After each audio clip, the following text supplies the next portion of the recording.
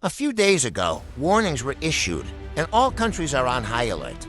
Weapons of all kinds, including missiles, have been deployed and are ready for immediate use. In this context, a question arises: if a major conflict were to occur, would it escalate into a third world war?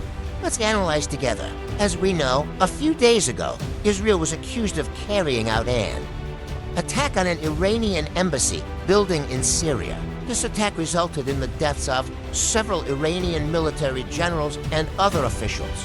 In response to these accusations, Israel did not object. Instead, they initiated a series of defensive measures and prepared weapons to counter the threat of retaliation from Iran. This raised a significant question: is Israel involved in the attack?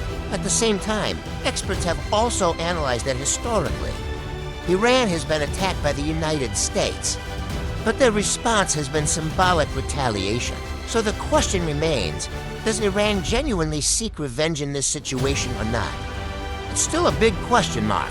It's also worth mentioning the countermeasures taken by the United States and other countries. The United States has deployed additional military forces and weapons to the Middle East region, indicating their readiness to deal with any possible situation. Meanwhile, other countries such as India, Russia, and Germany have also cautioned their citizens to avoid traveling to Iran. This indicates that it's not just a rumor.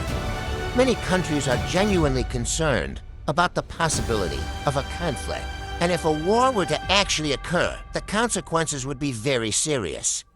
Not only economically, but also in terms of security and politics. Therefore, every action taken by Israel at this time is decisive regarding the potential escalation into a global-scale conflict with all the unforeseeable consequences. And what about you? Please leave your thoughts in the comments section below.